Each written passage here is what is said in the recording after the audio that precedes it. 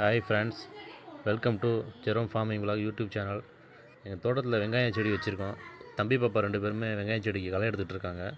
நடுவில் புல் எல்லாமே எடுத்துகிட்டு இருக்காங்க. அது இல்லாமல் நாங்கள் பார்த்திங்கன்னா மாதுளை வச்சுருக்கோம். மாதுளை காய் பார்க்குறாங்க. பாவக்காய் வச்சுருக்கோம். பாவக்காய் காயெலாம் விட்ருக்கு. பிஞ்சு இப்போ தான் எல்லாமே விட்ருக்கு. பார்த்துட்ருக்காங்க. தோட்டத்தில் எல்லா காய்கறியுமே இருக்குது. தோட்டத்துக்கு போனாலும் எல்லா காய்கறியும் பார்ப்பாங்க. பெருசாக இருந்தால் பறிச்சிட்டு வந்துடுவோம்.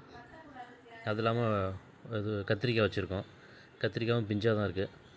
இந்த செடி எல்லாத்தையுமே பார்த்திங்கன்னா ஸ்ப்ரிங்க்லர் போட்டிருக்கேன். இந்த ஸ்ப்ரிங்க்லர் ஆன் பண்ணால் எல்லா செடிக்குமே தண்ணி சூப்பராக போயிடும். மழை பெஞ்ச மாதிரி இருக்கும். அதுவும் ஸ்ப்ரிங்க்லர் போட்டாலே தம்பி பாப்பா 2 பேரும் பயங்கர ஹாப்பி ஆயிடுவாங்க. நல்லா டான்ஸ் ஆடுவாங்க. அடடா மடடா அதுபோல் அந்த பாட்டில் வர தமனா போல் ரொம்ப குஷியாகிடுவாங்க 2 பேருமே. ஸ்ப்ரிங்க்லர் போட்டதில் வந்து செடி எல்லாமே நல்லா வந்திருக்குது. ஏன்னா தண்ணி எல்லாத்துக்குமே போயிடுது. எந்த பிரச்சனையும் இல்லை. ஜஸ்ட்டு மோட்டர் ஆன் பண்ணால் போதும், அவ்வளோதான். பிள்ளைங்களுமே ரொம்ப ஹாப்பி ஆகிரும். மிளகாய், தக்காளி, கத்திரிக்காய் எல்லா செடியுமே இருக்குது. எல்லாத்துக்குமே இந்த ஸ்ப்ரிங்க்லர் வந்து ரொம்பவே கம்ஃபர்டபுளாக இருக்குது.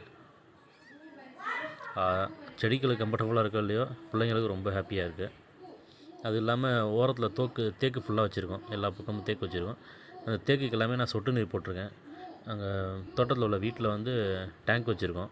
டேங்க்லேருந்து ஜஸ்ட் ஒரு வால்வு ஆன் பண்ணால் போதும். எல்லா தேக்குக்குமே வந்து சொட்டு நீர் பாசனம் மூலிமா தண்ணி போய்க்கும்.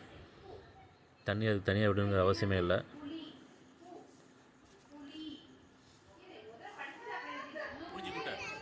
எல்லாமே முடிச்சுட்டு தோட்டத்தில் உள்ள வீட்டை வந்து சுத்தமாக கூட்டி க்ளீன் பண்ணிவிட்டு அதுக்கப்புறம் வீட்டுக்கு கிளம்புறதுக்கு ரெடி பண்ணிட்டோம்.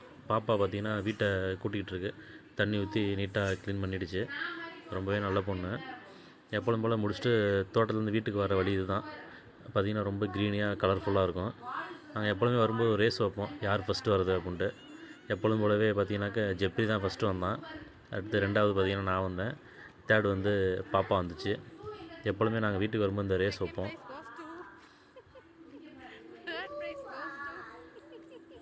Thank you for watching Jerome Farming Vlogs YouTube channel.